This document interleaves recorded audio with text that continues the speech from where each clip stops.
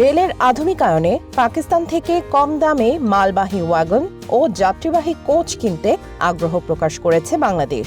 এর আগে অন্যান্য দেশের তুলনায় কম খরচে রেলের সরঞ্জাম সরবরাহে প্রস্তাব দেয় পাকিস্তান। এক প্রতিবেদনে এ খবর জানিয়েছে দেশটির গণমাধ্যম ডন।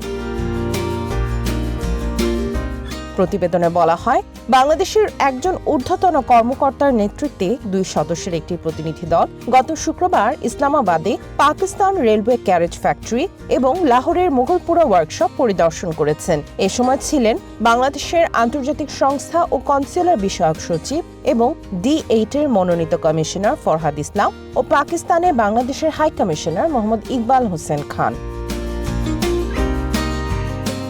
পাকিস্তান রেলওয়ে ক্যারেজ ও ওয়াগনের প্রধান যান্ত্রিক প্রকৌশলী মোহাম্মদ নাসির খলিলি বাংলাদেশের প্রতিনিধি দলকে ওয়ার্কশপগুলোর সামগ্রিক কার্যক্রম, প্রযুক্তিগত সক্ষমতা এবং চলমান প্রকল্প নিয়ে বিস্তারিত জানান বলে উঠে আসে ডনের প্রতিবেদনে।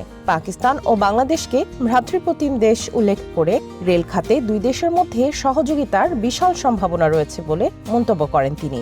বাংলাদেশের প্রতিনিধি দলটিকে মুঘলপুরা লোকোমোটিভ ওয়ার্কশপ ঘুরিয়ে দেখানো হয় এবং সেখানে লোকোমোটিভ রক্ষণাবেক্ষণ, পুনর্বাসন এবং উৎপাদন প্রক্রিয়ার বিভিন্ন ধাপ সম্পর্কে তাদের ব্রিফ করা হয়।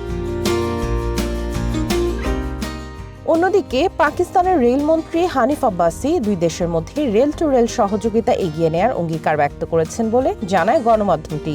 এ ধরনের সহযোগিতা দুই দেশের জন্যই উল্লেখযোগ্য সুফল বয়ে আনতে পারে বলে জোর দেন তিনি। বর্তমানে শ্রীলঙ্কা, নেপাল, চিলি এবং আর্জেন্টিনার মতো ব্রডগেজ রেল নেটওয়ার্ক থাকা দেশগুলোতে কোচ ও ওয়াগন সরবরাহ করছে পাকিস্তান। দেশটির রেলমন্ত্রী দাবি করেন, এটি প্রমাণ করে যে কোচ ও ওয়াগন তৈরিতে আধুনিক ও নিজস্ব সক্ষমতা অর্জন করেছে পাকিস্তান। পরবর্তী ধাপে বাংলাদেশ থেকে একটি বিশেষজ্ঞ দল বিস্তারিত প্রযুক্তিগত মূল্যায়নের জন্য পাকিস্তান সফর করবেন বলে জানান খলিলি। এর আগে 80-র দশকে পাকিস্তান থেকে রেলের সরঞ্জাম আমদানি করেছিল বাংলাদেশ। এছাড়া শ্রীলঙ্কাকে 1999, 2000 এবং 2009 সালে মালবাহী ওয়াগন সরবরাহ করে দেশটি। ডন বলছে, বর্তমান আঞ্চলিক প্রেক্ষাপটে অন্যান্য আন্তর্জাতিক সরবরাহকারীর তুলনায় বাংলাদেশের জন্য একটি সাশ্রয়ী বিকল্প হয়ে উঠেছে পাকিস্তান।